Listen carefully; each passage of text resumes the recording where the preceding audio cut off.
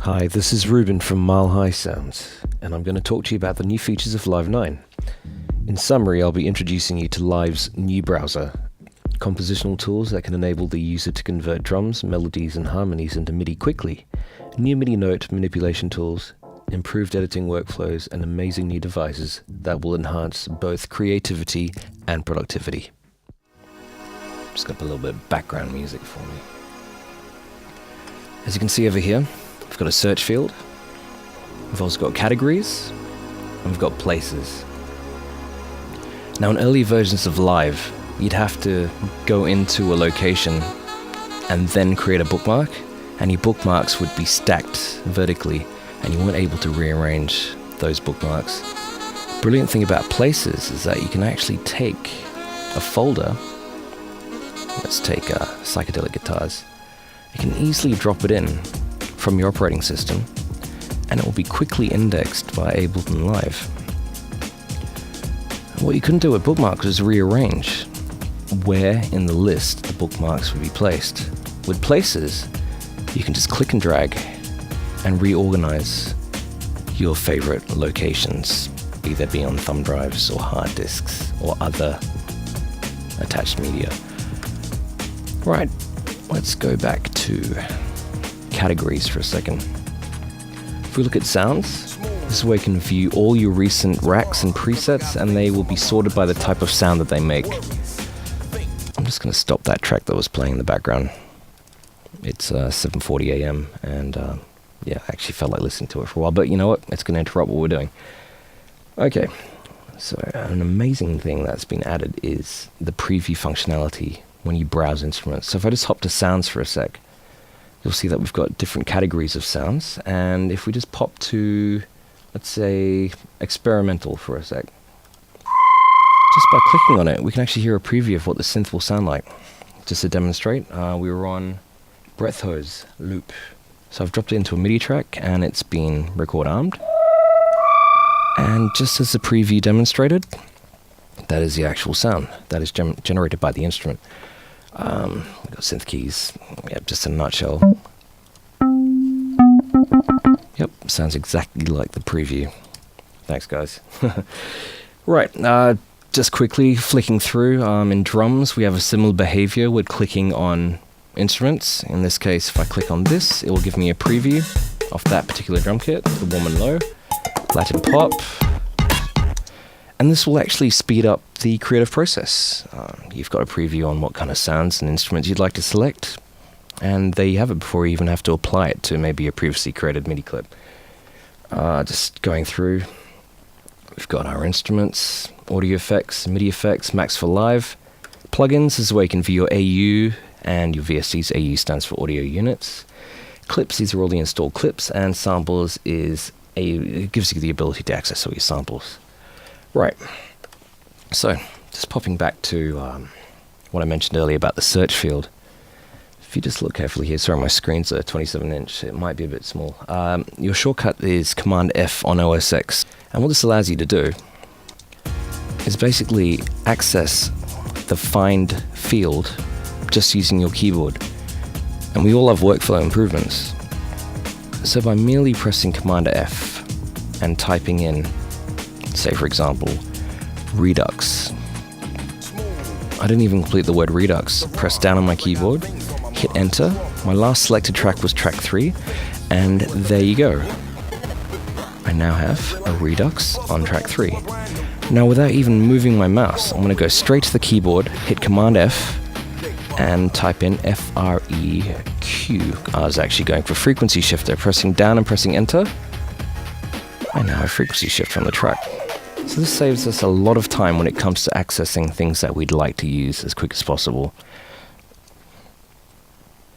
Live 9 comes with brand new compositional tools that enhances the out-of-the-box experience for new users of Live. Namely, we have drums to MIDI,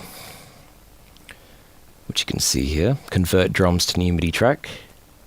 We've got melody to MIDI, which is useful for melody lines such as whistling or humming, even playing single notes on a piano, for example. And harmony to MIDI, which allows you to take guitar chords, for example, In my example, I've got recorded piano notes, which are actually taken from a grand piano. Right, so what I'm going to do is I'm going to start first of all with drums to MIDI. I have a drum break here.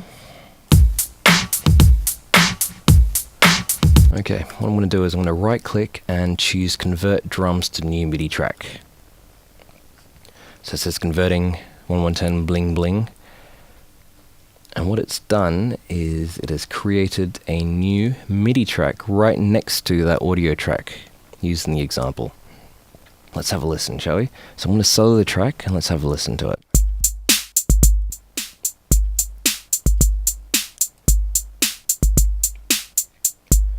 It seems to have gotten it in time with the original, and it's even detected which instrument off the drum kit was playing at the relevant times. Let's see how it lines up with the original sample.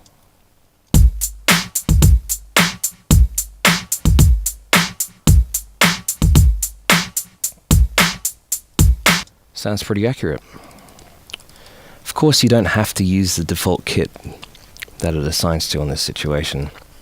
As usual, you can use the hot swap feature, and you can actually select a different drum kit. And thanks to that fantastic new feature, which allows you to preview the instrument that you wish to replace it with, makes the whole process a lot faster. Let's try this one out.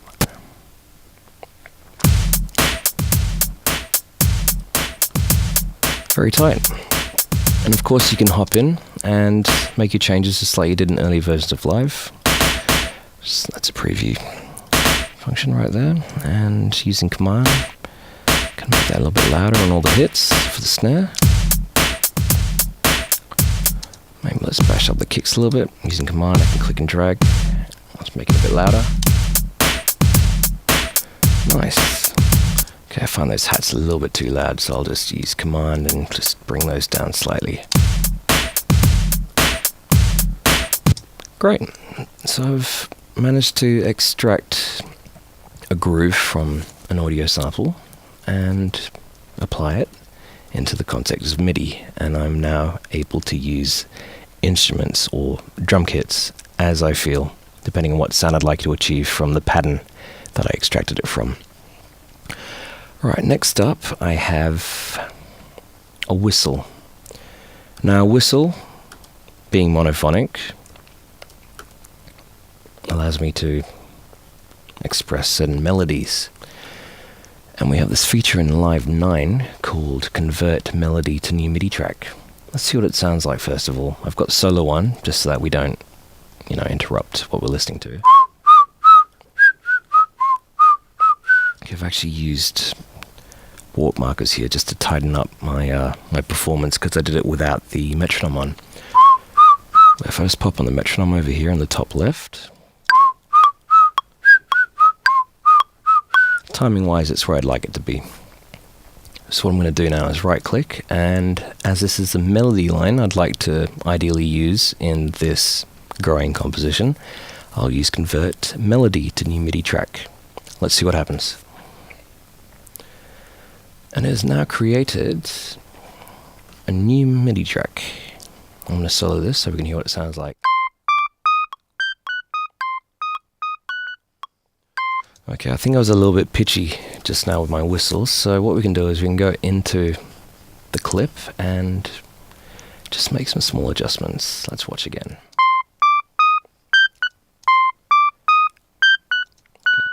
Okay, that's where it should be. And if you just have a look here, you'll notice that Live 9 actually takes care of the various offsets that I might already have previously. For example, when I first whistled this melody line, this note was, well, apart from being the wrong pitch, was actually slightly offset.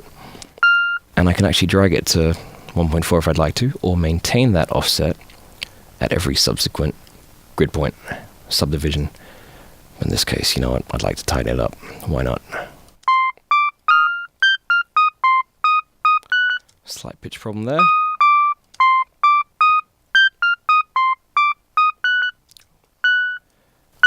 Just drag that down. It did a pretty good job. In fact, that looked like a 80% success rate. Let's play it together with the original whistle. Pretty cool. Let's just drag this a little bit longer. Okay, let's have a look. Alright, you'll notice that when I select these two notes, I've got this marker, and I'm actually able to stretch my notes appropriately, and how I feel like I'd like to be lengthening them, for example. So I'll just select that one. I didn't like that one.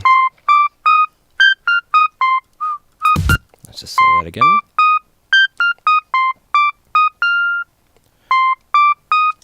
And there we have it. I was able to actually warp a note. Right, I'm just going to deactivate the original whistle sample. I'm going to duplicate the resulting MIDI. Sorry, I accidentally pressed a save as.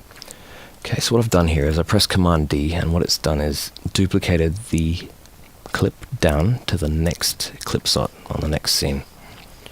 And of course it will sound exactly like the original. Let's have a listen. Okay, if you looked at the bottom left, we have reverse, invert.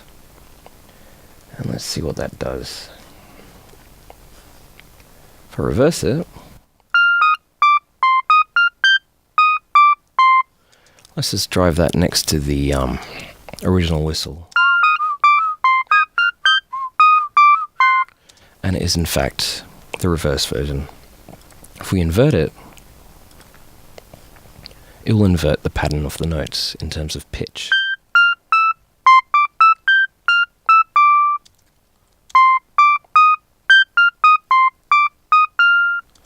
And there we have it. We can also speed up the loop if we'd like to.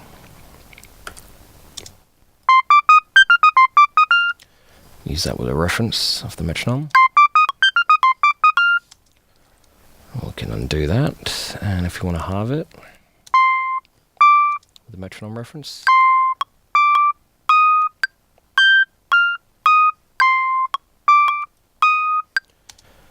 Alright, and of course I can pull that loop length a little bit over, just so we hit 5.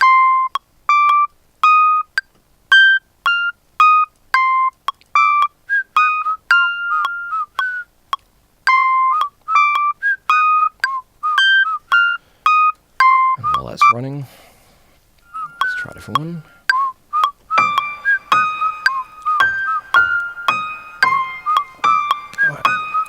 Referring to back to what I was talking about earlier, using Command F. Currently on a return, just type in PING. And we have a nice ping pong delay there. Let's put the dry wet up there.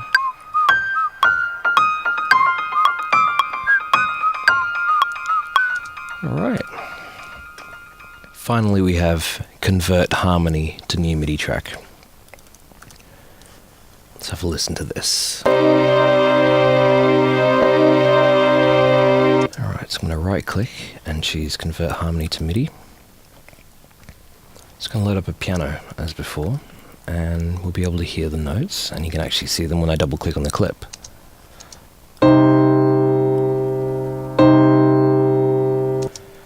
And those are the notes that we're in. Play them together. Fantastic. Let's choose a new instrument for this. Right, so I've decided to go with Buzz Slow Sweep Pad. It's a little bit too short. I can use this feature here. Just extend this a little bit.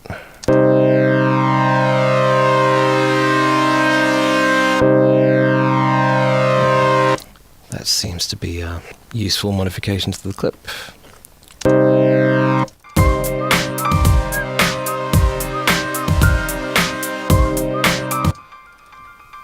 As our previous piano riff does go for 4 bars, we can actually afford to extend that a little bit more. So let's just go to that function there and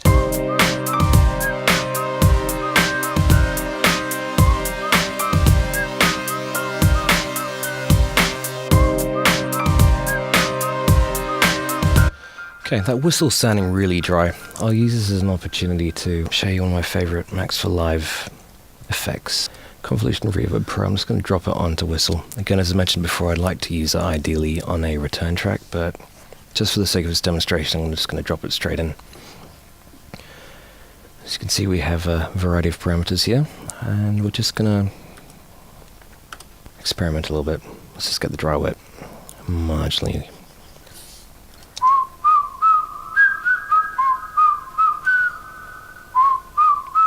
Of course, if we were going to use on a return track, such as this, we would place the dry wet at 100%, and we would balance up accordingly, depending on how much we'd like to send to that return track.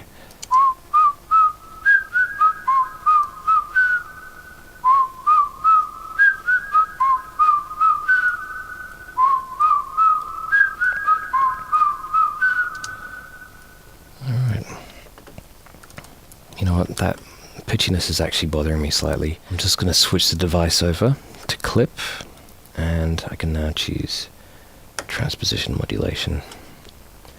Right, we had some slight pitchiness occurring at the end.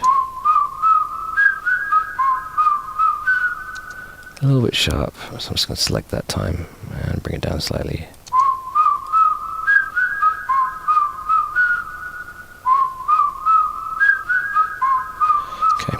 Just like to highlight a little bit of change in envelope behavior. If I place my mouse just below that new breakpoint section I've got here, it'll allow me to pull down the entire area. However, if I raise my mouse onto the line, I'm able to create a new breakpoint. Let's see what that sounds like.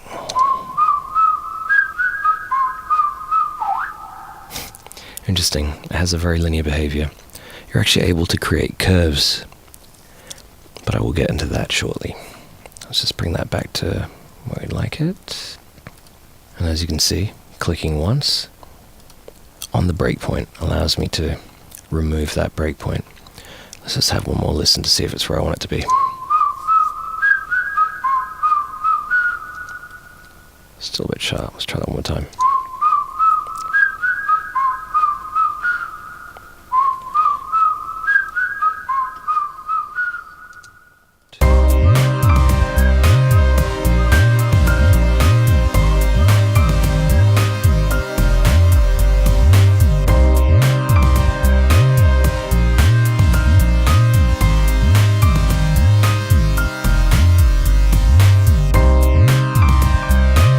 There seems to be a bit of a abrupt switch in the synth on track 6, and that's based on how the filter envelope is evolving, as you can see here.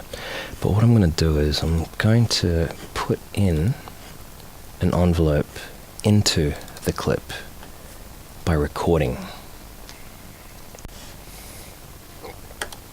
I'll start by turning on MIDI map, and I'm going to map a spare continuous controller on my remote SL61 Novation keyboard to the frequency parameter. Alright, that's mapped. Let's just see if it works. I'm going to solo this, and alright. So what I've done is I've record armed the track, I've enabled automation arm, and I've turned on the session record button. Let's see what happens.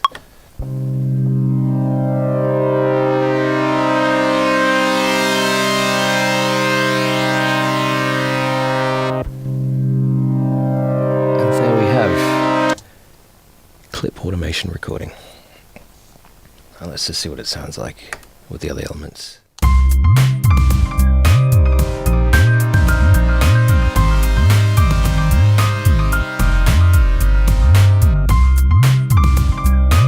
Still rather abrupt, but again, it's a proof of concept. I'm going to undo that now.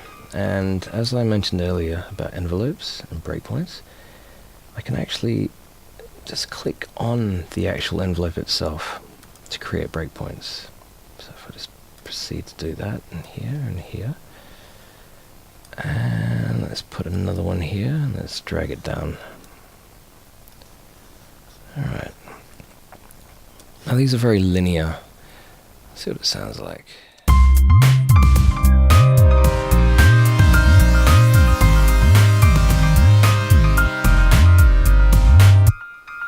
Okay, Live's new feature is Live 9's new feature is allowing me to use a modifier key to implement curves. And as you can see, this will allow for more radical changes in the automation. Gradual,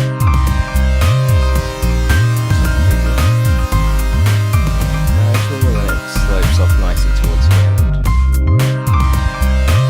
Perhaps we want to make that a bit slower. We can do the opposite while holding the modifier key.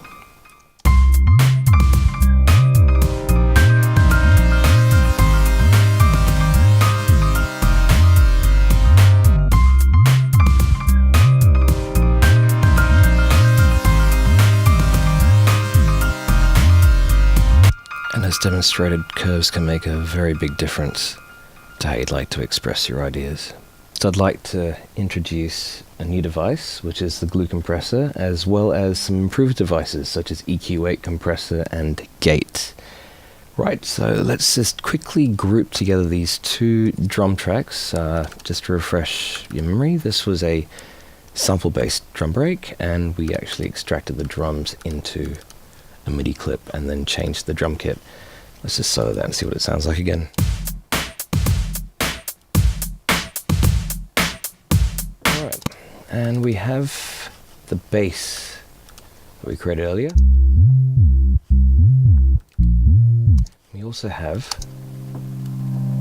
the synth line. I'm just going to group these guys together and let's see what they sound like.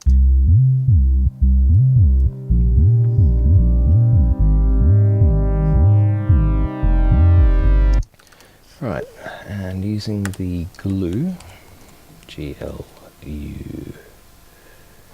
okay, it's just loading it there. Just hit enter and it's loaded onto the group. The glue compressor's got a very useful sidechain feature, and I'd like to make it duck every time the kick plays in the extracted clip we have here. Okay, so this is called Kick Burn 051, and we can actually call that up, turning on the sidechain and choosing Burn Kit. Right, what I like about this view is that you can actually play the track and find the appropriate sidechain signal that we might want to use. There we go. Use post effects.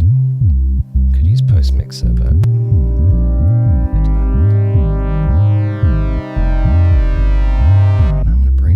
threshold. And every time we have a kick now, you can hear the lead and the bass suppress. Okay, let's just solo that with a rhythm. Okay, a little extreme. I'm going to bring back the release.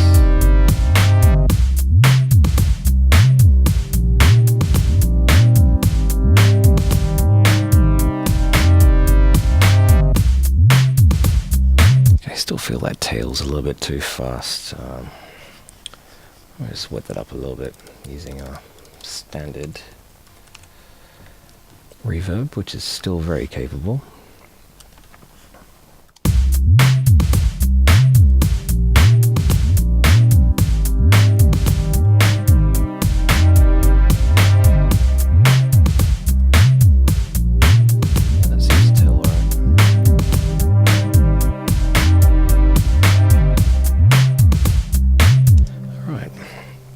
I'd like to tidy up a little bit in terms of possible clashing frequencies. Let's turn these all on again.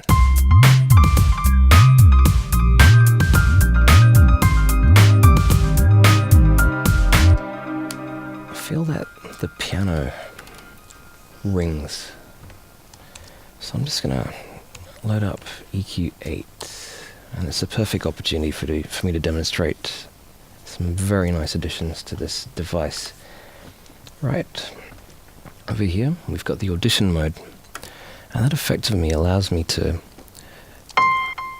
pull a frequency point and listen to it isolated, and this will allow me to, in many cases, better make mix decisions to improve the overall character of a sound or how it fits in the mix, for example. So I'm just going to find the ringiness.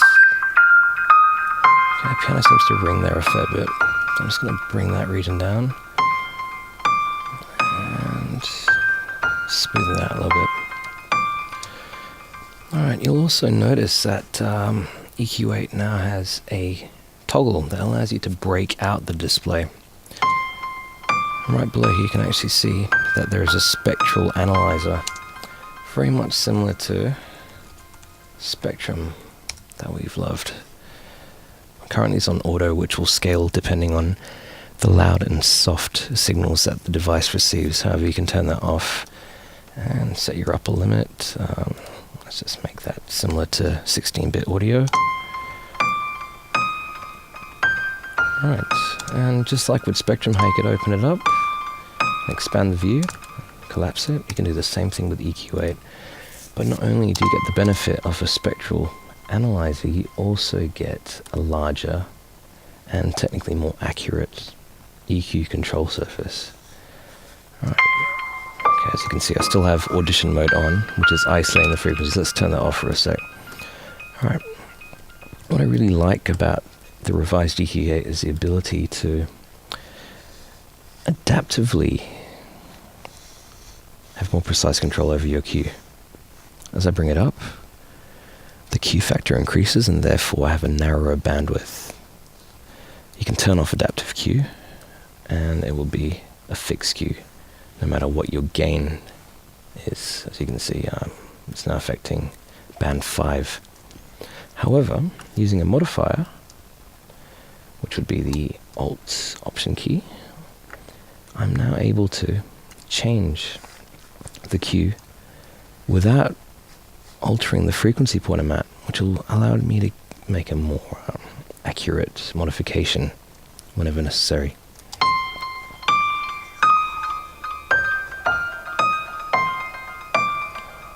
A little bit too narrow, yep, that sounds about right.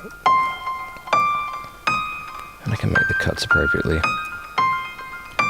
And just like in Spectrum, you're able to change your FFT blocks. 16384 will give you a more accurate representation of what frequency material you're dealing with. And of course, refresh rate. The larger you make it, the longer it takes to fall back. Apart from being able to record automation into clips in session view, you're actually able to write automation in arrangement view and later bring that into session view. As you can see from this example, I've got the auto filter frequency parameter.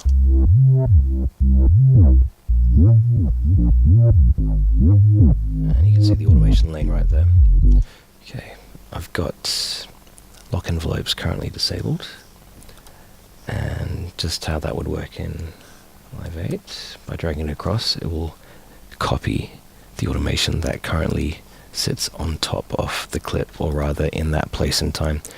I can then proceed to drag this to session view into a clip slot, and as you can see from this, it is perfectly copied over the automation that I had overlaying that very clip in arrangement view earlier.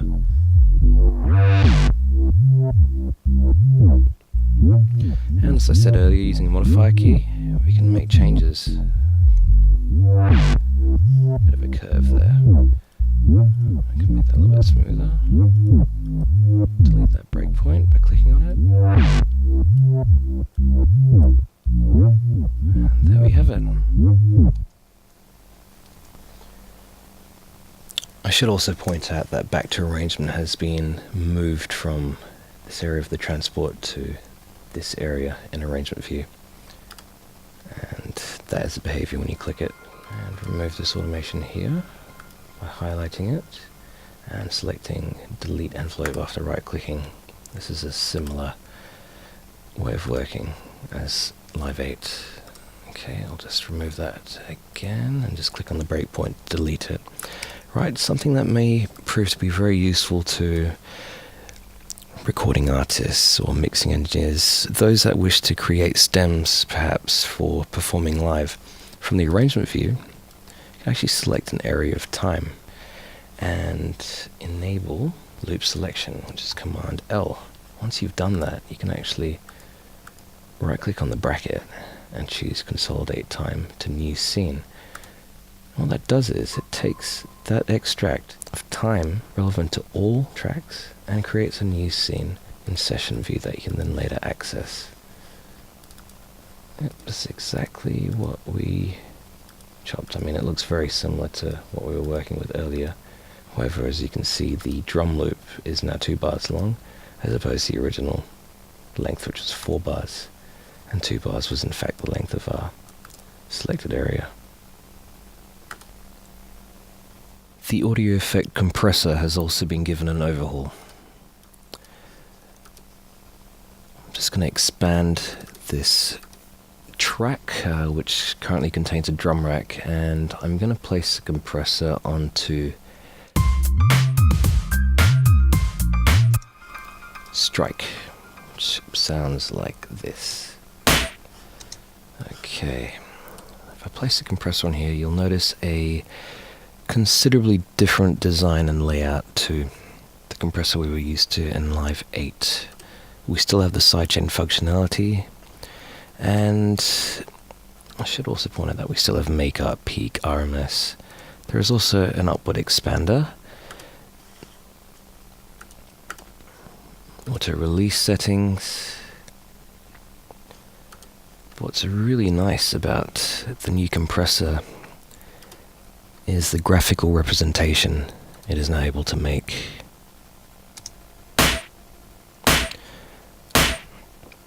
The user is now able to visualize transients, and things get interesting when we start to change parameters such as a threshold. We're now able to have a visual indication of whereabouts the peaks are crossing the threshold point. And as you can see from the orange line, there's an indication of how quickly there is attenuation, also known as gain reduction, and how quickly the compressor releases. Okay, let's just increase the ratio, and you can see that the gain reduction increases progressively. If I increase the release, you'll see that the release and the gain reduction occurs over a longer period of time. If I set the attack later, it does not catch the peak as quickly. Let's try that in the mix. Turn off makeup. I'm not going to have the gain reduction compensated by the compressor. I can make up for that manually by bringing up the output gain off the compressor.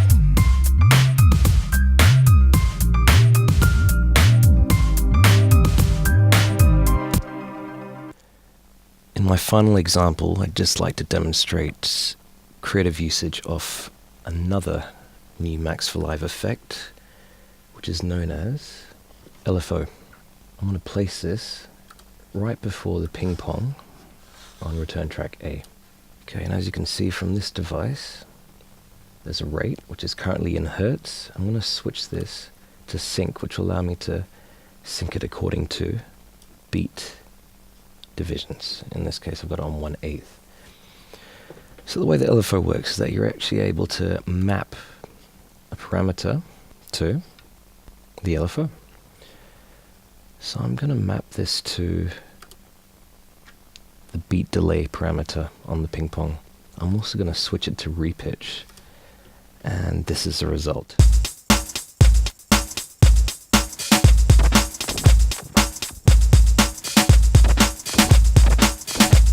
It's a very neat scratching effect. We just change the rate again.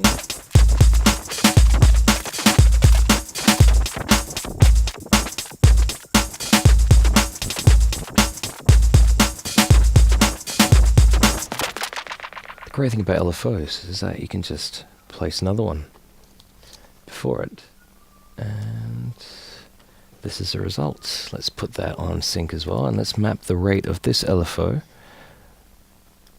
and give that a rate.